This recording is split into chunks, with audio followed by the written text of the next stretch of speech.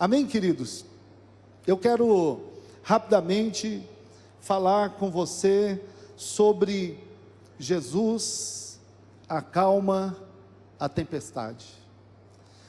E queridos, eu busquei no Google o que causa uma tempestade, uma tormenta, e o Google me respondeu o seguinte: as causas das tempestades estão associadas a determinadas condições de temperatura e pressão que geram elevada pluvicidade de chuvas.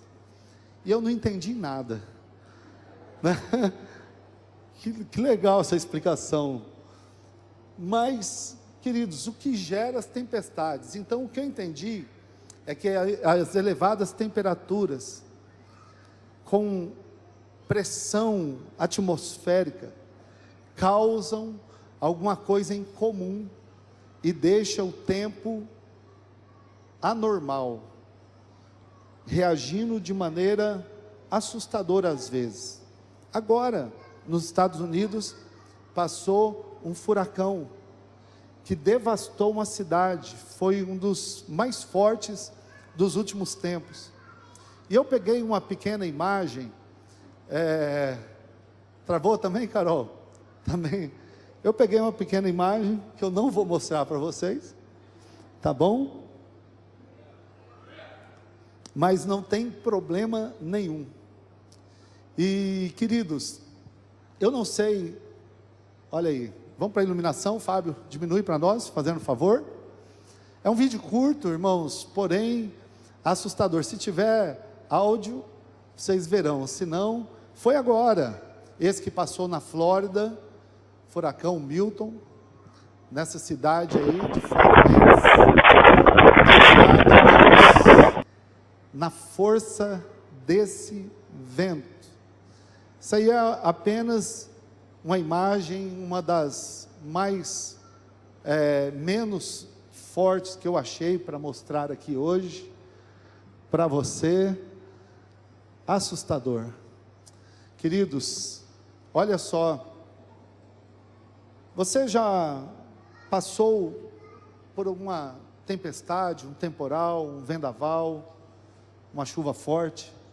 Eu me lembro que em 2021, agora, pouco tempo atrás, nós estávamos organizando a Marcha para Jesus pós-pandemia, e era no sistema híbrido, ou seja, nós fomos sentindo uma segurança maior, não estava com tanto medo assim da Covid, podia descer e ir para o palco. E nós armamos uma grande estrutura, porque nós ficamos 2020 trancados, e era um dos primeiros eventos que a igreja voltava para a rua, que a igreja iria mostrar a sua cara novamente. Nós tivemos uma grande carreata, saindo aqui do início da Marcelino Pires, até o parque de exposição, uma fila enorme de carros. E quando nós chegamos ali, começou a soprar um vento forte, tão forte que aquele palco, o rapaz falou: eu vou ter que baixar a cobertura, senão o palco vai virar aqui em cima dos carros, das pessoas, e o evento teve que ser cancelado. O Cristiano estava com o Mineiro na época, né? Você também, né? O pessoal estava ali, lembra? Irmãos, e uma tempestade, conforme a força do vento, ela sai destruindo tudo que encontra pela frente. Eu não sei se você já passou por uma, eu não sei se você está passando por uma, mas eu conheço alguém que acalma as tempestades, que ele diz ao vento, que ele libera uma palavra para o mar, e tudo fica bom, e tudo fica bem. Eu quero ler com você um texto onde Jesus acalma a tempestade. Eu quero ler de maneira bem objetiva. Eu gosto de parar e pensar nos textos, mas eu vou ser bem objetivo na leitura desse texto. Marcos, capítulo de número 6, verso de número 45 até o verso de número 52. Marcos, eu vou diminuir um pouco aqui o barulho do palco, ele me atrapalha um pouco.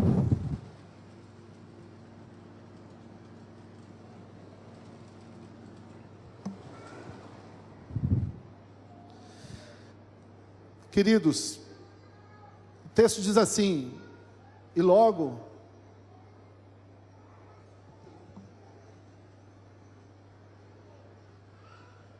tem outra versão para nós, fazendo um favor, fácil? Pode ser NVI, tá? Essa Almeida Corrigida Fiel aqui, elas usam umas palavras muito rebuscadas. Olha só, logo em seguida, Jesus insistiu com os discípulos que entrasse no barco e fosse adiante dele para Betsaida, enquanto ele despedia a multidão. O texto vai dizer assim: tendo despedido, subiu ao monte para orar.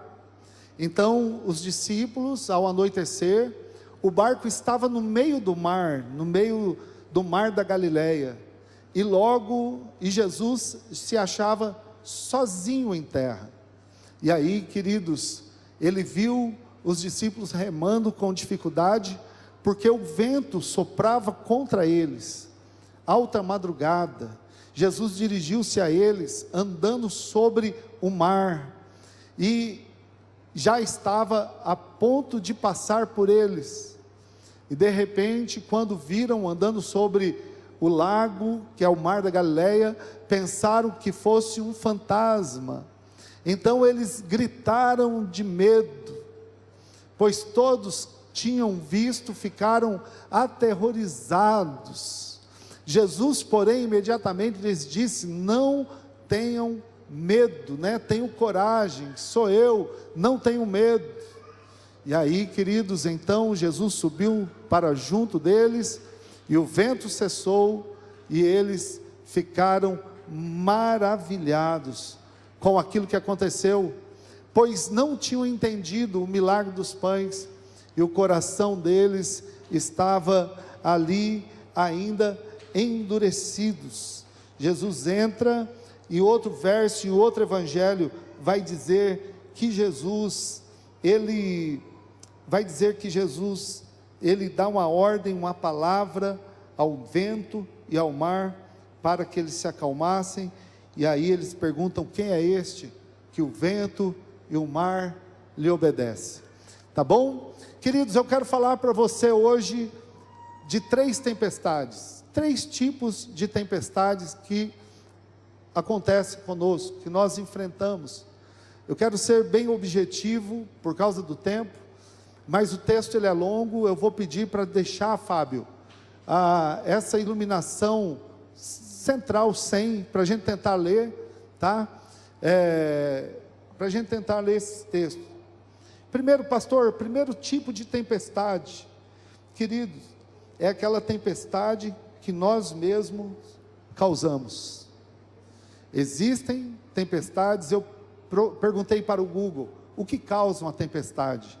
E ele me deu uma resposta científica, que não tem nada a ver comigo e com você. Agora, tem uma tempestade que nós causamos, essa tempestade, que nós causamos por causa da desobediência, da teimosia, do coração duro. Causamos porque tomamos decisões erradas, fazemos escolhas erradas, não buscamos conselho, não oramos, colocamos algo no coração e queremos fazer, e fazemos.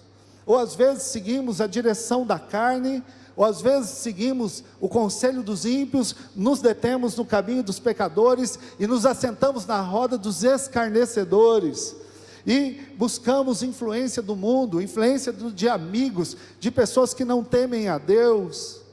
E queridos, isso gera uma grande tempestade. Às vezes a pessoa está enfrentando, porque o tempo muda. Sexta-feira, naquele piquenique, o tempo estava maravilhoso, mas de repente o tempo muda, algumas nuvens aparecem, o vento fica mais forte, mas ainda não é uma tempestade. E às vezes a pessoa está lá no casamento, o tempo mudou, mas queridos, não é uma tempestade, e ela fala: sabe de uma coisa, eu não quero mais esse relacionamento, eu não quero mais, eu não sou feliz, eu vou seguir a minha vida. E aí então, queridos, ela, com a atitude dela, acaba causando uma grande tempestade. Por quê? Porque o diabo vem e fala: separa, vai cada um para um lado, é a melhor saída, vai ser todo mundo feliz, mas ele não mostra as consequências de um divórcio na vida dos filhos, na vida financeira, na vida pessoal, na vida emocional dessa pessoa. Queridos, é muito forte quebrar uma aliança, desfazer um casamento. Às vezes, queridos, entramos em tempestades financeiras que nós causamos pela nossa falta de organização, pela nossa compulsão, pela questão dessa mídia que nos bombardeia e que nos leva a ser consumistas, e compramos coisas sem necessidades, e fazemos contas e não calculamos. A Bíblia diz: se quem é o homem que antes de ir para a guerra não senta e não vê o tamanho do seu exército? Qual é o homem que antes de construir uma casa não senta, não faz as contas para ver se ele tem os recursos para terminar aquilo?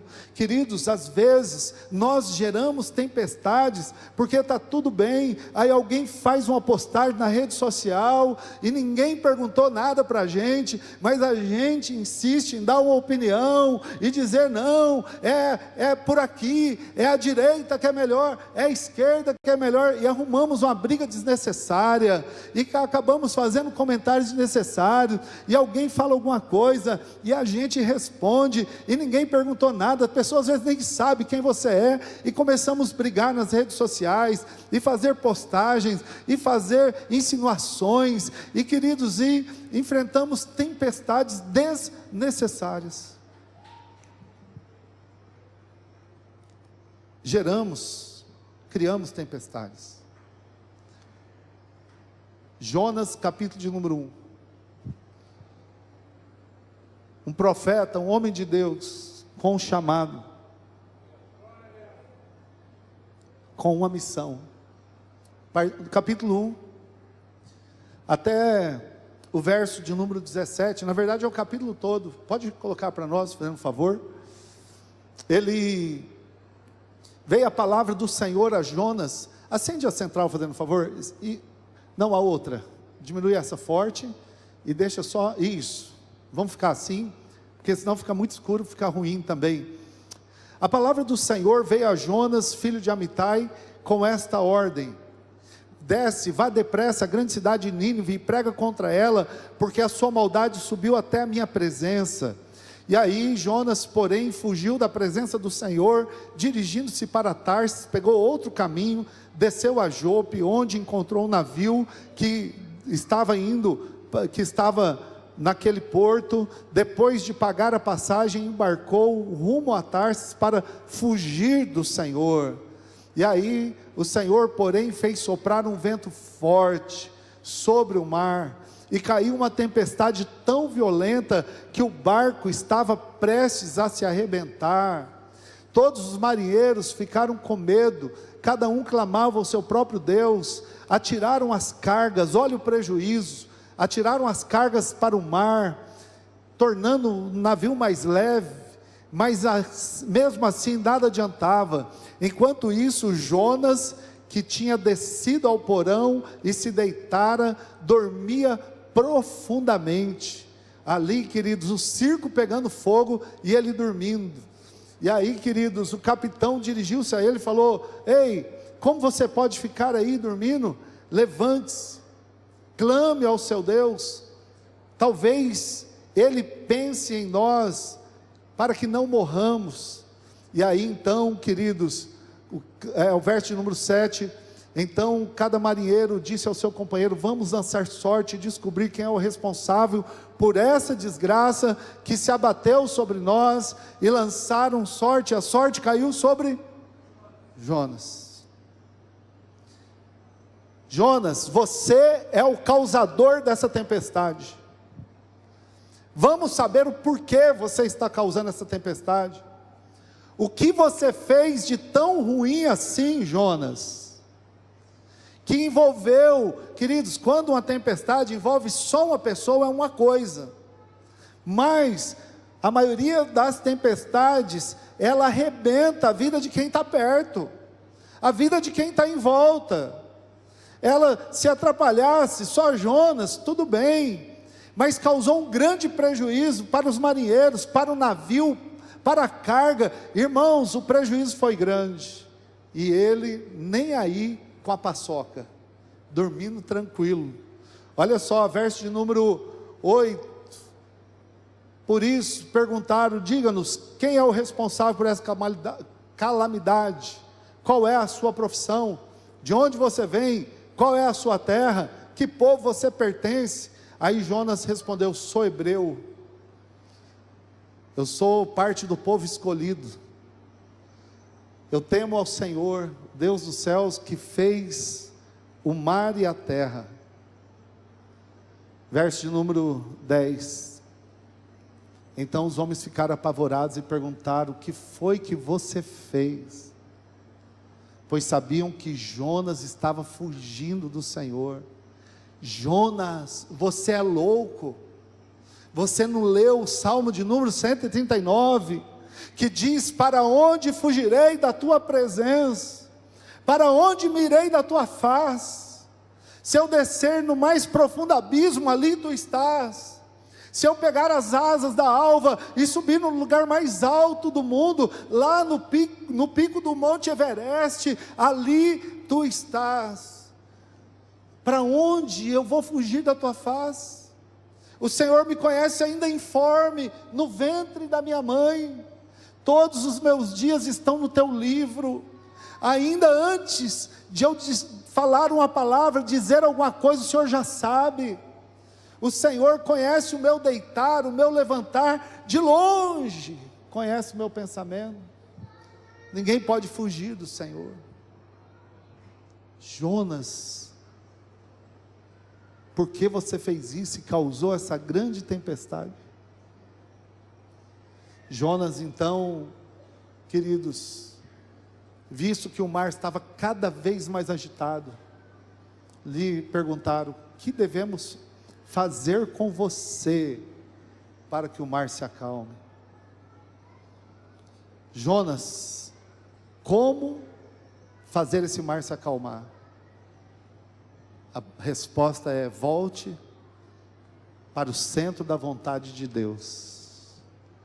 Pastor, a coisa está difícil, está feio, o que eu devo fazer? Volte. Agora tem um caminho de volta, queridos.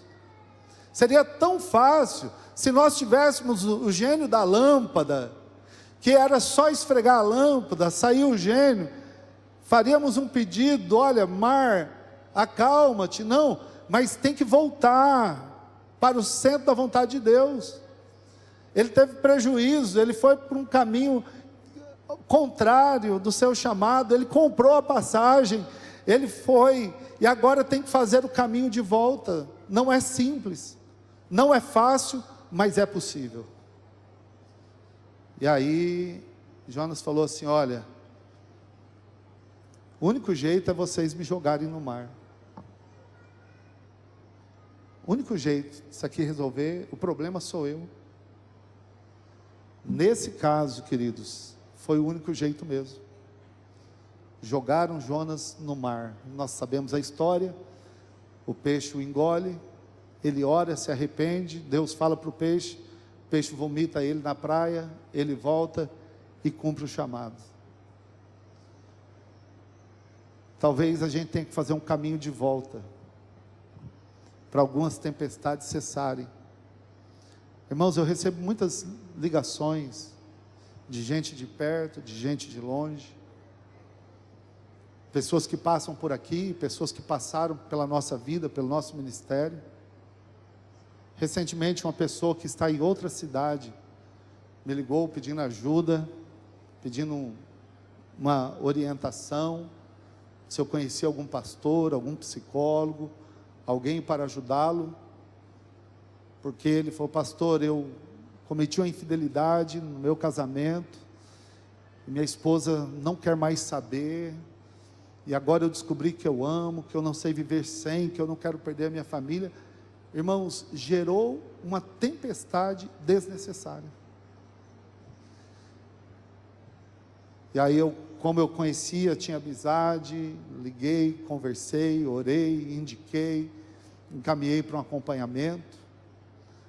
Mas irmãos, não precisava chegar nesse ponto. não precisava. Nós temos aqui jovens, adolescentes, não precisa se envolver com drogas, com más amizades, e alguns ambientes que são nocivos, são perigosos, vai gerar tempestade. Recentemente, um pastor muito amigo, companheiro de ministério de longa data, nós fazemos marchas juntos, e eu falo porque é um testemunho que o filho tem, e que ele, na época, passou uma forte tempestade. O menino cresceu na igreja, tocava, cantava, mas fez amizades erradas, e nessas amizades erradas, com pessoas que andavam com carros novos, luxuosos, do último ano, que tinham uma vida que esbanjava dinheiro, e ele falou: como que eu faço? Eu quero andar com vocês, eu quero ter essa vida, eu quero ter esses privilégios, eu quero ter essas roupas, eu quero ter acesso a tudo que vocês têm. A pessoa falou: é simples, você leva esse carro para São Paulo, quando você voltar esse carro é seu, simples assim, o seu nome transferido. E queridos, ele não sabia que estava sendo monitorado pela Polícia Federal. Ele entra no carro antes de sair de Dourados, é preso. O menino cresceu dentro da igreja, nunca foi para o mundo, não era malandro, cai dentro da prisão, é preso como traficante, fica 3, 4 anos, usa tornozeleira hoje, responde. Na época foi uma tempestade, o pai chorava: eu vou entregar a igreja, eu vou sumir da cidade, eu não sei fazer outra coisa.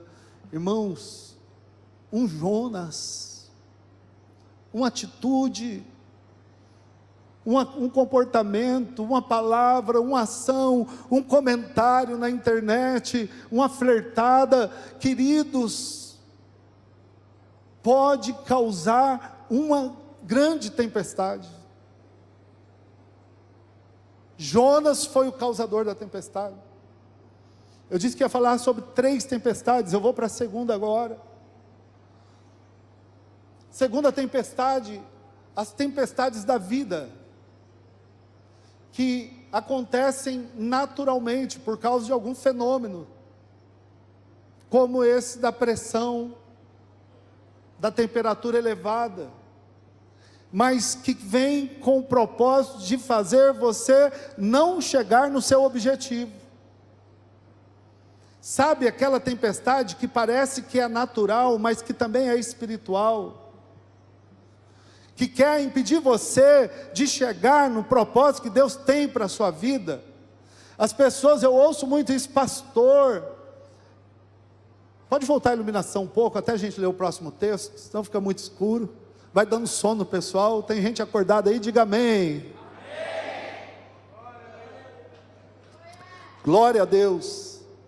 Só falo: pastor, foi eu começar a ir na igreja, quanta luta, quanta dificuldade, quanta oposição, meu Deus, é filho doente, é isso, é na vida profissional, é dentro de casa, é uma confusão, porque existem as tempestades da vida, que querem impedir você de chegar no propósito. Jesus não disse que seria fácil, ele disse que seria possível. Falou: olha, no mundo tereis aflições, mas tem de bom ânimo, eu venci, eu vou estar com vocês, vocês vão vencer também. Mas nunca disse que seria fácil. Na segunda tempestade, eu quero ler o texto que está lá em Atos 27. Primeira tempestade quem causa é Jonas, por causa das suas atitudes. E queridos, às vezes nós causamos algumas tempestades. Eu já causei tempestade, por falta de sabedoria, por imaturidade, por cair em alguma cilada,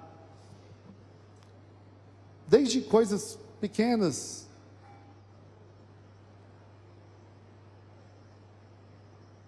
Agora, já enfrentei tempestades que não fui eu o causador. Mas irmãos, não é porque fui eu que não causei a tempestade que eu vou fugir dela. Paulo, quando foi preso em Jerusalém e foi para julgamento, ele disse assim: Deus disse para ele: Paulo, você vai pregar para César. Irmãos, pregar para César é como se um anjo aparecesse para mim e dissesse: pastor Marcos, você vai pregar para o presidente Donald Trump, ou para o da Rússia lá, o Vladimir Putin. Você vai pregar para eles, porque o Império Romano era quem controlava, quem dominava o mundo na época. E Deus aparece para Paulo e falou: você vai pregar para César. E ele é julgado, ele é cidadão romano, e ali, queridos, diante daquela acusação dos judeus querendo matá-lo, porque ele traiu a fé do judaísmo, agora ele era cristão, e diante de Festo, diante de Agripa, ali todo mundo ouvindo Paulo para saber o que ia fazer com ele, Paulo diz assim: eu apelo para César, eu quero ser julgado em Roma, porque ele viu que esse seria o meio pelo qual uma oportunidade de pregar para César. Só curiosidade, coloca para mim no 26, último verso. 26, último verso. Olha o que o imperador diz a respeito dele. O imperador não, desculpa, o governador. Então Agripa disse a Paulo, volta no 31 que estava.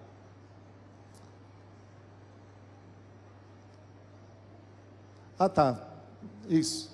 Quando ficou desculpa, volta no 26, 32. Isso. Então Agripa disse a Festo, o rei disse a Festo, o governador, ele poderia ser posto em liberdade se não tivesse apelado para César. Paulo carimba a sua passagem para Roma. Ele falou: eu quero. Então beleza, vai como prisioneiro, está preso, vai ser julgado lá em Roma. Aí entra o 27, verso número 1. E aí, queridos, o texto diz assim: quando ficou decidido que navegaríamos rumo à Itália, Paulo e os outros presos foram entregues a um centurião, chamado Júlio, que pertencia ao regimento imperial. Para um comandante, um centurião cuidava de 100 soldados, mas não era de qualquer soldado, era do regimento do império. Ele ia levar Paulo direto para o Império Romano. Então entregaram para ele, embarcamos em um navio que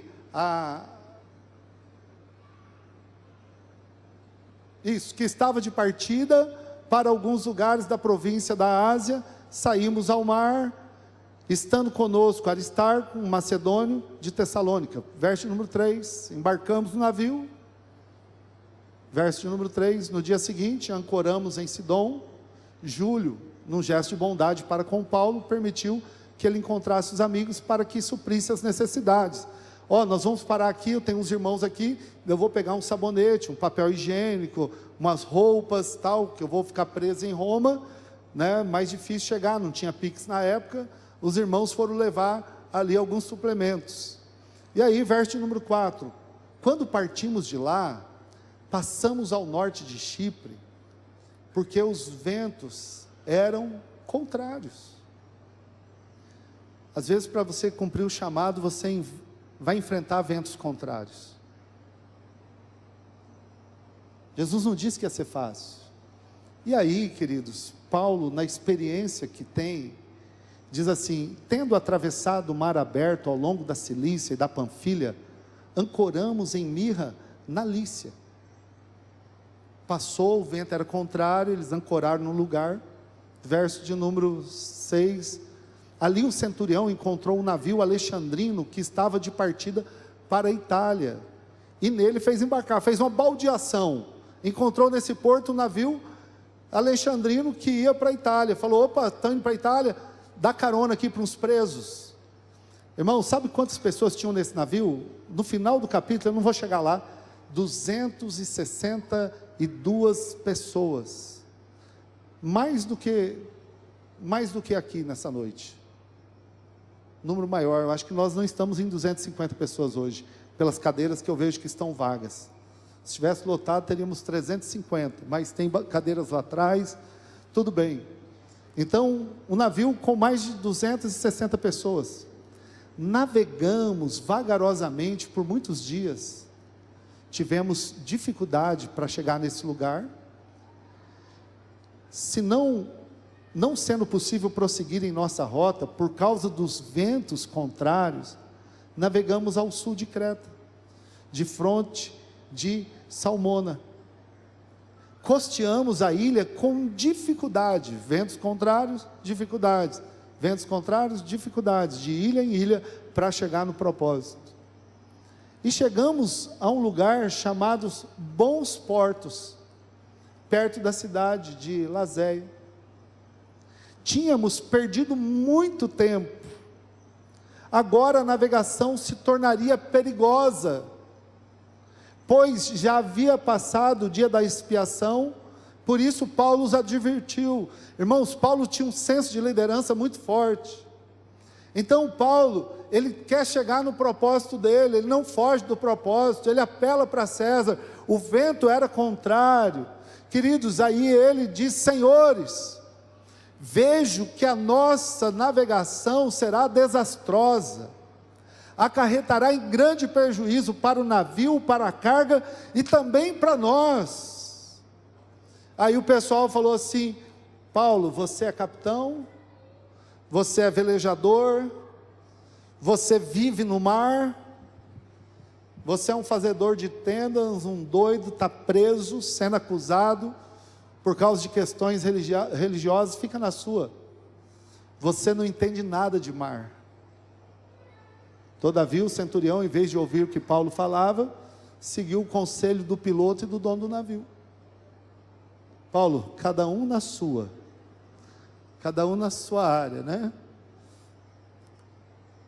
Visto que o porto não era próprio para passar o inverno, a maioria decidiu que deveríamos continuar navegando, com a esperança de alcançar a Fenícia e ali passar o inverno. E era um porto de Creta, que dava para o sudeste e noroeste, e para o noroeste. E aí então, queridos, quando começou a soprar suavemente o vento sul, começou a soprar o que, irmãos? Suavemente o vento sul. Pensaram que haviam obtido o que desejavam, por isso levantaram o âncora e foram navegando ao longo da costa da ilha de Creta. Pouco tempo depois,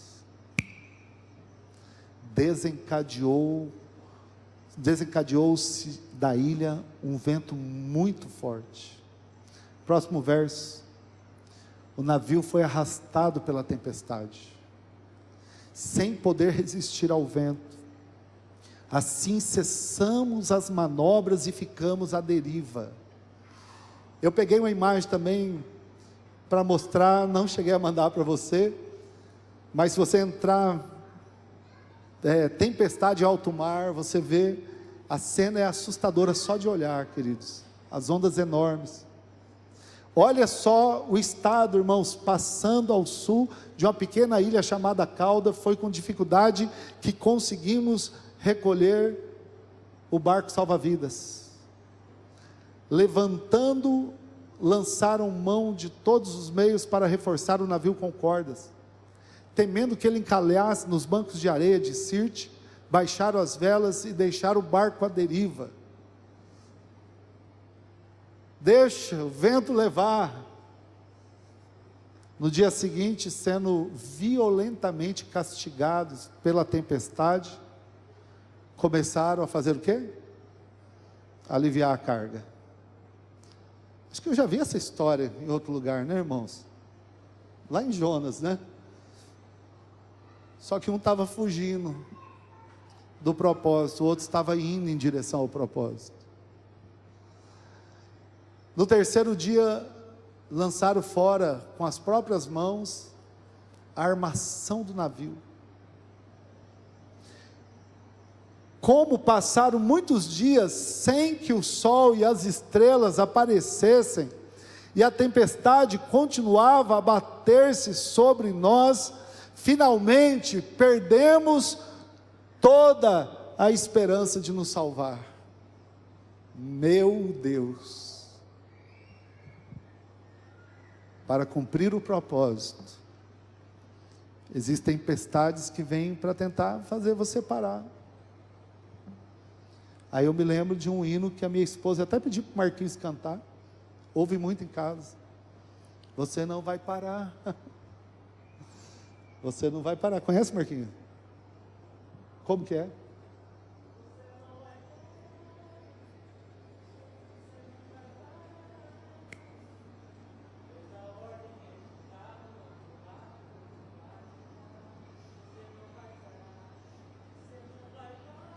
Quem sabe? Você não vai parar, Jesus Nazareno. Você não vai parar. Você não vai parar. A ordem é chegar do outro lado e você vai chegar. Visto que os homens tinham passado muito tempo sem comer, Paulo se levanta e fala: senhores, não é muito recomendado fazer isso não, viu? Principalmente marido e mulher. Não é muito recomendado, mas Paulo não aguentou. Falou: senhores, vocês deveriam ter aceitado o meu conselho. Não falei?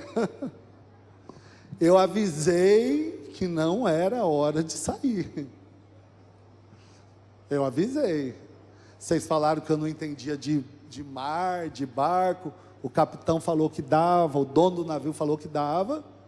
Olha só o que aconteceu. Agora deixa eu ficar na direção, porque o propósito de Deus na vida da gente começa onde nós estamos.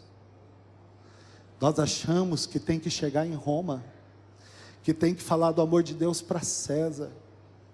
Paulo estava ali como prisioneiro, mas ele se levanta como apóstolo agora.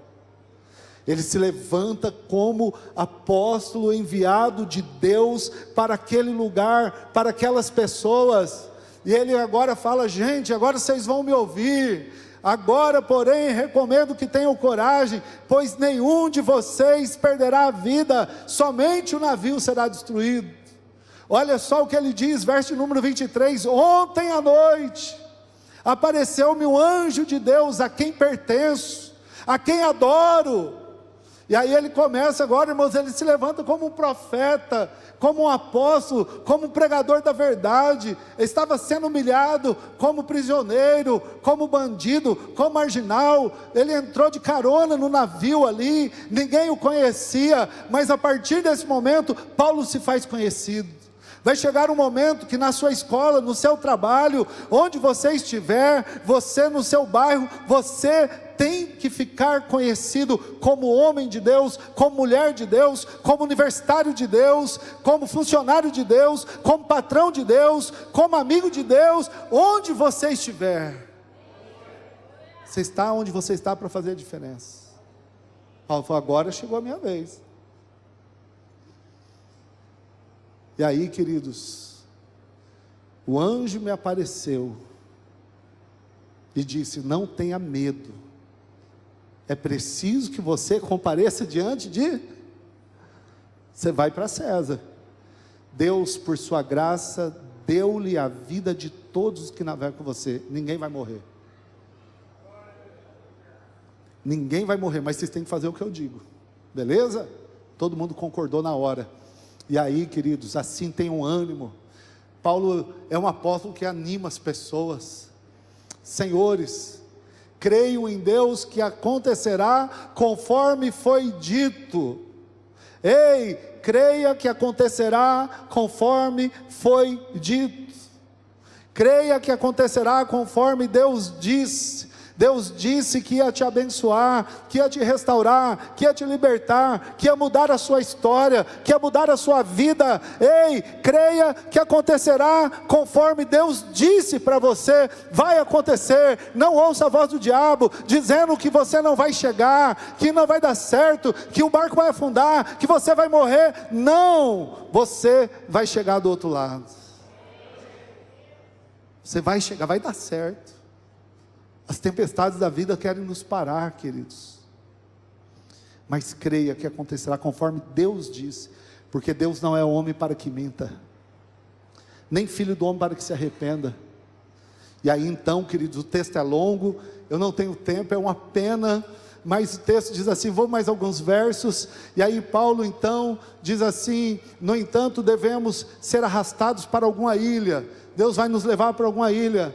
Na 14ª noite ainda estávamos sendo levados de um lado para o outro, 14 dias, irmãos, em alto mar, sem ver sol, sem ver noite, sem ver estrela, tudo escuro, de um lado para o outro, no mar Adriático, quando por volta da meia-noite os marinheiros imaginaram que estavam próximos à terra firme, e aí então, lançando sonda, verificaram que a profundidade ainda era muito. Pouco tempo depois, lançaram novamente a sonda e aí diminuiu. E aí o verso de número 29 diz assim, temendo que fôssemos jogados contra as pedras, lançaram 4 âncoras para que, para esperar até o dia amanhecer. Verso de número 30, tentando escapar do navio, os marinheiros baixaram o barco salva-vidas ao mar, com pretexto de lançar âncora. Nós vamos ajeitar uma coisa aqui. Os marinheiros falaram, o quê? Nós vamos aproveitar e vamos sumir daqui, esse povo vai morrer. E aí Paulo então diz ao centurião e aos soldados, se estes homens não ficarem no navio, vocês não poderão salvar. Ninguém sai, fica todo mundo. Não pule do barco. Com isso os soldados cortaram as cordas que prendiam o barco, salva-vidas, e deixaram cair no mar. Pouco antes do amanhecer, Paulo insistia que todos se alimentassem, dizendo, hoje faz 14 dias que vocês estão em vigílias constantes, sem comer nada. Quantos dias, irmãos? Sem dormir e sem comer nada, sendo arremessado de um lado para o outro. Pensa no desespero. Talvez você já esteja assim há um tempo, mas a tempestade vai passar. Não sei se você lembra do primeiro texto, o pessoal do louvor pode subir aqui, do primeiro texto. E aí, queridos, Paulo continua dizendo, agora peço que vocês comam alguma coisa, pois só assim poderão sobreviver. Olha Paulo cuidando das pessoas. Nenhum de vocês perderá sequer um fio de cabelo. Deus vai cuidar de vocês. Ei, você está no meio da tempestade, Deus está cuidando de você. Se você estiver no propósito, se você estiver na direção, Deus está cuidando de você. Você não vai parar. Deus está cuidando de você. Tendo dito isso, tomou um pão, fez uma ceia, tendo dado graças diante de Deus, diante de todos, partiu e começou a comer. Obrigado, Senhor, por esse pão que nos alimenta. Ninguém vai morrer. E todos fizeram o que, irmãos? Uhul, nós não vamos morrer. Se Deus de Paulo é forte, Ele é poderoso, Ele tem um propósito. Nós não vamos morrer, nós vamos chegar no nosso destino. 276 pessoas, verso número 38. Uma vez satisfeito, aliviaram o peso do navio, atirando todo o trigo ao mar. Quando amanheceu, não reconheceram a terra, mas viram uma enseada com a praia, onde decidiram conduzir o navio. E aí eu vou resumir a história para vocês, queridos. Eles chegam perto de uma ilha, o barco se despedaça. Aí o centurião falou assim, quem sabe nadar, vai nadando até a ilha. Quem não sabe, se agarra em um pedaço de madeira. E todos chegaram são e salvos na ilha. Chegaram na ilha, estava frio, fizeram uma fogueira. O fogo estava apagando. Paulo é servo.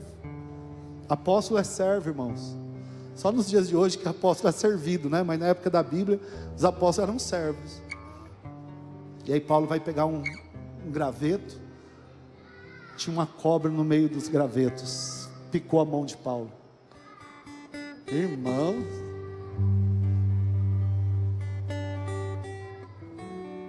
Paulo, que pecado você fez? Sabe o que o pessoal da ilha, irmãos, diz? Estou resumindo, tá? Isso aí já entrou no capítulo 28. Falou assim: esse camarada deve ter feito muito mal, porque ele escapou da fúria do mar, mas os deuses estão castigando ele. Paulo pegou a cobra na mão e esmagou ela, irmãos. Todo mundo ficou esperando ele começar a estribuchar e morrer. Ele falou: vocês não conhecem o Deus que eu sirvo. Deus que eu sirvo vai me levar para pregar para César. Não é essa picada dessa cobra que vai me deter. O Deus que eu sirvo é muito maior do que essa tempestade, do que essa dificuldade. Ei, o Deus que eu sirvo é grande.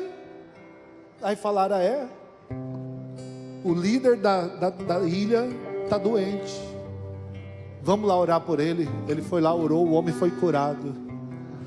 Toda a ilha se converteu, irmãos. Capítulo 28. Porque Paulo, ele enfrenta as tempestades da vida. E a última tempestade, Mário, a última tempestade é aquela que está aqui, ó, na nossa mente, no nosso coração. O texto que eu li disse assim, eu vou ler novamente, o texto de Marcos 6,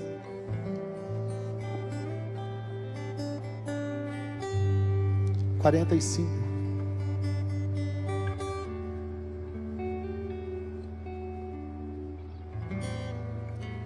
Logo em seguida, pode passar para 46,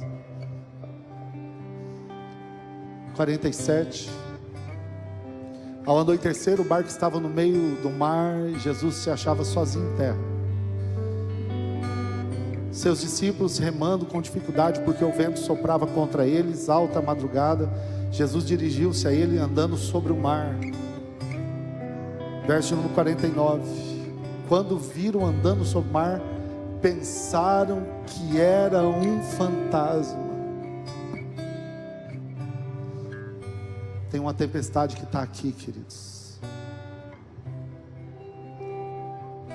Está tudo bem em volta, está tudo certo. A pessoa acha que está com câncer, que vai dar um infarto, que vai dar um AVC, que ela vai morrer, que o marido vai trair, que a casa vai pegar fogo, que o carro vai tombar, que a moto vai explodir. A tempestade está aqui, queridos. Nesses dias as pessoas estão tão sobrecarregadas de informação, tão em pânico, tão paranoicas, e a tempestade está aqui, mas Jesus está andando sobre ela. Não importa se você causou uma tempestade como Jonas, se você está enfrentando as tempestades da vida, ou se ela está apenas na sua mente, Jesus acalma a tempestade. Jesus acalma a tempestade. Eu disse da tempestade que está aqui, falei do Mário, que a primeira vez que o Mário entrou em uma igreja, entrou na nossa igreja, nós estávamos em outro endereço, estava tendo uma peça chamada A Tempestade. E o pessoal, uma peça muito forte. Estava o filho pródigo, a mulher prostituta, a que perdeu a dracma, o jovem rico, estavam em uma pousada, se abrigando da tempestade. Eles foram buscar abrigo da tempestade, e o Mário estava ajudando a cozinhar. Também tem restaurante. Quem não conhece o Sobá do Mário, é uma boa pedida, viu? Sair daqui e passar ali perto da Unigram. E o Mário foi pegar o Mário para ajudar a cozinhar na peça. De repente alguém bate na porta. Alguém bate na porta. E aí falaram assim para o jovem rico: vai lá, abre a porta, lá tem gente lá fora. O jovem rico falou: eu sou rico, rapaz.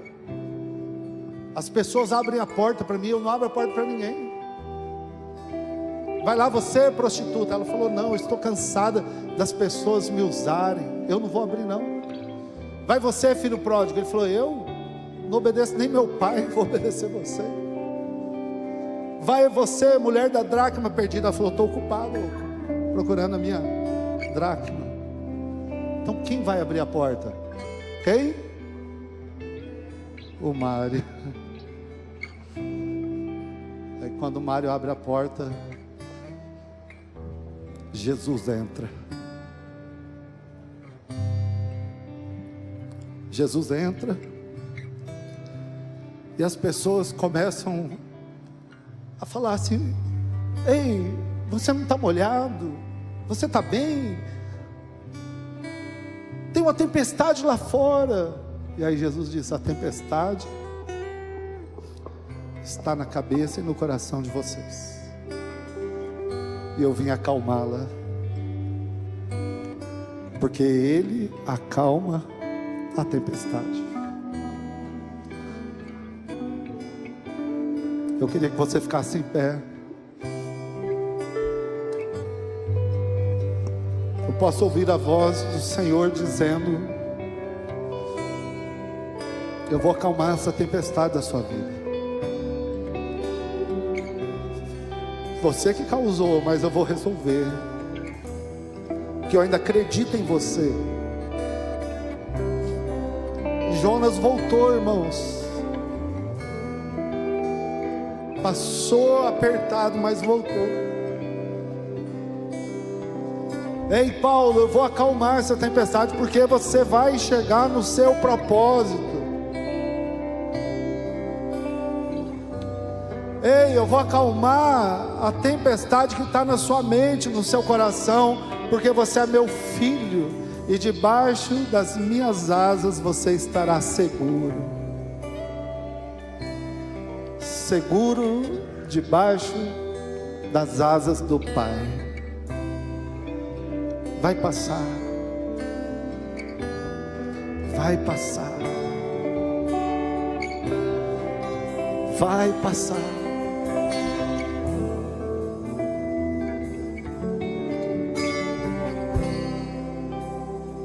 Não abandone o barco,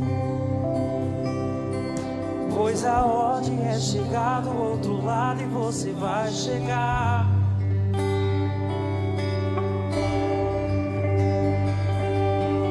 Não abandone o barco, pois esse teu deserto vai servir de testemunho para levantar alguém de novo. Ele vai restaurar alguém de novo e vai ressuscitar sonhos de alguém de novo.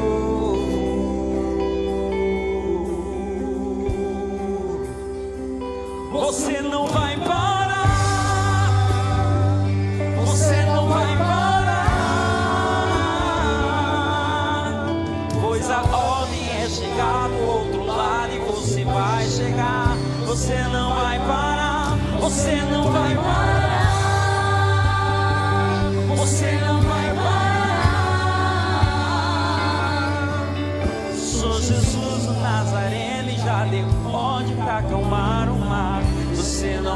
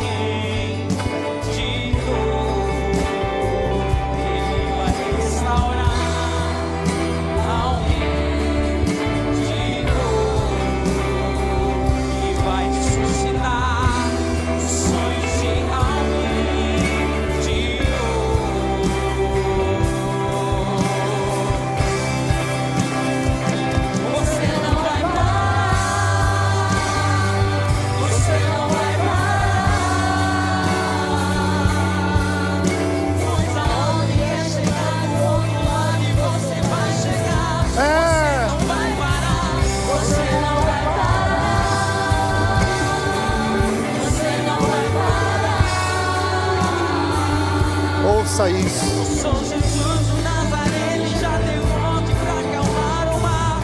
Você não vai parar, você não vai parar, você não vai parar. Pois aonde é chegar do outro lado, você vai chegar.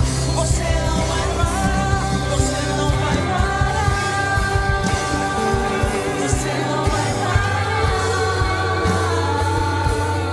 Eu sou Jesus Nazareno, já dei ordem pra acalmar o mar. Jesus entrou no barco e seus discípulos o seguiram. Eis que se levantou no mar uma grande tempestade, de modo que as ondas cobriam o barco. Jesus, porém, estava dormindo. Jonas estava dormindo para fugir. Jesus estava dormindo, mas não era para fugir. Os discípulos foram acordá-lo dizendo: Senhor, salva-nos. Os marinheiros acordaram Jonas e perguntaram: qual é a causa? Os discípulos pediram: Senhor, nos ajuda, nós estamos preocupados. E aí Jesus perguntou: por que vocês estão com medo? Vocês não têm fé? Eu estou aqui. Levantou-se, repreendeu o vento e o mar, e tudo ficou bem calmo. E tudo ficou bem calmo. Coloque a mão no seu coração. Pai, acalma as tempestades nesta noite. Pode ser que essa pessoa está vivendo uma tempestade que ela mesma gerou, pela desobediência, pelos erros. Eu não sei porquê. Pode ser que essa pessoa esteja enfrentando uma tempestade da vida, porque os ventos são contrários àqueles que querem fazer a tua vontade, sempre foram. Mas a diferença é que o Senhor está no barco, e o barco não vai afundar. Ó Deus, essa pessoa vai chegar do outro lado, ela vai cumprir o propósito. Senhor, dá uma palavra agora, repreenda os ventos, as ondas, a voz do medo, da depressão, do pânico, da angústia, da ansiedade, que às vezes não deixa essa pessoa em paz. Senhor, em nome do Senhor Jesus, nesta noite, manda embora essa tempestade que está aí dentro desta mente, mas não é brincadeira, é uma tormenta, é algo, Senhor, que incomoda, que escraviza, que aflige, que maltrata. Coloca o capacete da salvação nessa mente, guarda esse coração, vai sobre o lar dessa pessoa, de todos que aqui estão agora, Senhor, e sopra para longe toda a nuvem carregada de opressão, de briga, de discussão, de discórdia, de gritaria, de nervosismo. Senhor, tudo aquilo que veio para tirar a paz dessa pessoa. Às vezes a tormenta está lá dentro da casa, na hora que abre a porta, que pisa o pé, parece que tem uma tempestade lá dentro. Dá ordem para cessar agora, Senhor. No trabalho, essa pessoa que está dizendo: eu não aguento mais ir para esse trabalho, está difícil. Acalma, Senhor, a tempestade lá. Dá paz, Senhor, em nome do Senhor Jesus. O Senhor acalma as tempestades. O Senhor dá ordem nesta noite. Ó Deus, nós recebemos essa palavra, e tudo que o Senhor diz vai se cumprir, porque o Senhor é bom, porque o Senhor nos ama, porque o Senhor nos chama e quer que cheguemos no propósito pelo qual o Senhor, ó Deus, nos chamou, e nós não vamos parar. A ordem é chegar do outro lado, e nós vamos chegar, porque o Senhor está conosco. É o nosso Deus que nunca nos abandona, e nós abrimos a porta do nosso coração para o Senhor. Pode entrar e acalma a tempestade. Quem está em casa, Senhor, acalma a tempestade deste lar, dessa vida, em nome do Senhor Jesus. Em nome do Senhor Jesus, nos dá uma semana abençoada, um sono reparador, uma semana de vitórias, de bênçãos. Abençoe os nossos aniversariantes, Senhor, nós queremos te agradecer por eles. Ó Deus, muito obrigado. Cuida de cada um deles, dos que aqui estão, do aniversário de casamento, são 22 anos. Ó Deus, abençoe a programação de sábado, as reuniões de célula essa semana. Cuida de todos, nós estamos em tuas mãos e oramos agradecidos em nome do Senhor Jesus. Amém. Amém. Você pode aplaudir o Senhor Jesus?